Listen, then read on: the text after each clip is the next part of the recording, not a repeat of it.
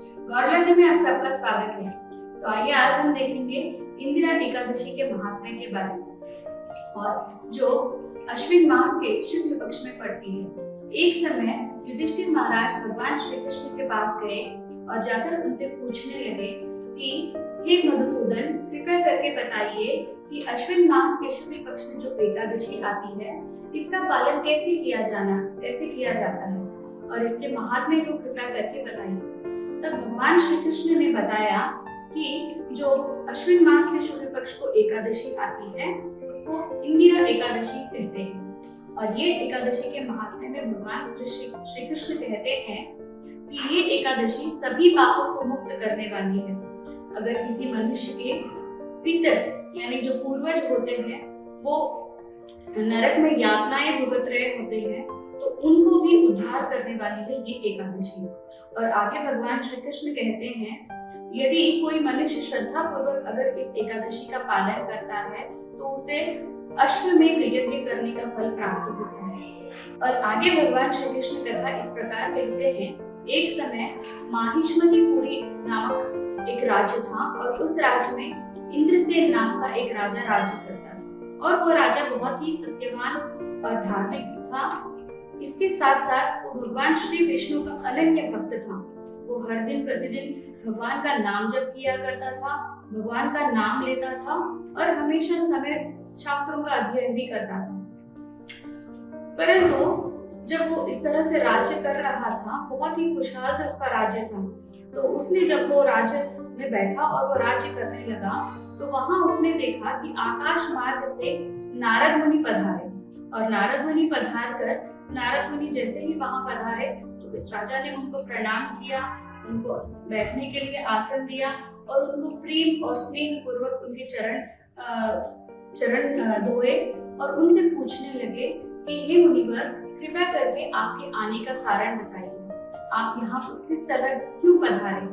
तब नारद मुनि ने पूछा कि आपके राज्य की खुशहाली कैसी है, आप नित्य भगवान श्री विष्णु का स्मरण कर रहे हैं, आपकी भक्ति मार्ग कैसी उन्नति कर रही है।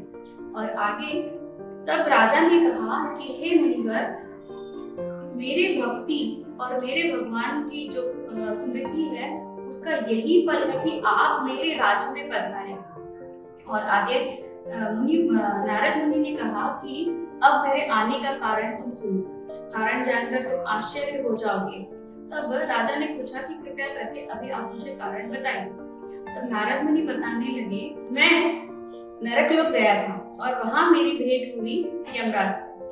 और यमराज ने जैसे हम दोनों की वार्तालाप होने लगी तभी मेरी दृष्टि गई आपके पिताजी के ऊपर और आपके पिताजी आए और मुझे उन्होंने प्रणाम किया और वो मुझसे यातना करने लगे, मुझसे कहने लगे कि कृपया हे मुनिवर, आप माहिष्मति में जाइए और वहां मेरा पुत्र होगा इंद्रसेन, उससे कहिए कि वो इस अश्विन मास के शुक्ल पक्ष में आने वाली इस एकादशी का पालन करे और इसके फल का मुझे अर्पित करे। तो नारद मुनि ने पूछा कि आपकी ये दशा क्यों हुई। वो बोले कि मैंने जो एकादशी की थी और उसका जो पारायण होता है उस पारायण के समय से पहले ही मैंने अपनी एकादशी छोड़ दी थी और उसी के कर्म के अनुसार, उसी पाप फल के अनुसार मैं यहाँ यमलोक में यातनाएं भुगत रहा हूँ। कृपया आप मेरे पुत्र के पास जाइए और उससे कहिए कि इस एकादशी का पालन करें। तो नारद मुनि ने बताया कि यही संदेश मैं तुम्हें देने के लिए यहाँ आया हूँ। और वो संदेश बताए और वहां से वो पूछने लगे। राजा ने पूछा कि हे मुनिवर, कृपया मुझे बताइए एकादशी इसका पालन कैसे किया जाए, मैं इसे कैसे करूं। तब नारद मुनि ने बताया कि इसका पालन तुम्हें जब सुबह होती है, एकादशी के सुबह प्रातः काल, तुम्हें यहाँ संकल्प लेना है कि हे प्रभु, हे विष्णु, हे नारायण, मैं इस एकादशी का पालन करने जा रहा हूँ और इसका जो भी फल होगा मैं इसे अपने पिता को अर्पित करूंगा। ऐसे तुम्हें करके और निराहार होकर तुम्हें इस एकादशी का पालन करना है और पूरे दिन भगवान का नाम जप करना है। और दूसरे दिन जब द्वादशी होती है तो द्वादशी की सुबह तुम्हें ब्राह्मणों को भोजन इत्यादि करवाकर फिर जो प्रसाद होगा वो तुम्हें स्वयं ग्रहण करना है। तो ऐसे कहकर नारद मुनि ने कहा और फिर नारद मुनि वहां से अप्रकट हो गए।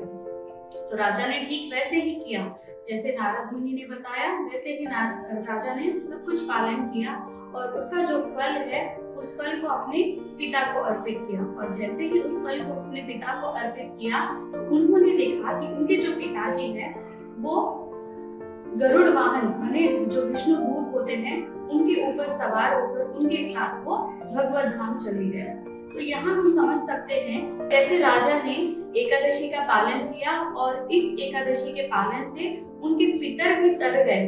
तो नरक में वैसे तो हम सभी जीव स्वतंत्र हैं, तो हम सभी को हमारी भक्ति हमें खुद ही करनी चाहिए, परंतु गरुड़ पुराण के अनुसार, ब्रह्म वैवर्त पुराण के अनुसार नरक में जो भी जीव होता है वहाँ भक्ति नहीं कर पाते। तो इसीलिए जो भी पुत्र, जो भी इत्यादि उनके परिजन होते हैं, वो लोग अगर इस एकादशी का पालन करेंगे और उसके फल को उनके पितर को अर्पित करेंगे तो उन्हें उत्तम लोक की सद्गति प्राप्त होती है। तो हमें भी बस यही करना है, एकादशी के दिन श्रद्धा पूर्वक नियम अनुसार इस एकादशी का पालन करना है। और ऐसे भी कहा जाता है कि यदि कोई व्यक्ति अगर श्रद्धा पूर्वक इस इंदिरा एकादशी का पालन करता है तो उसके दोनों पीढ़ी के 10 लोग तर जाएंगे। हरे कृष्ण।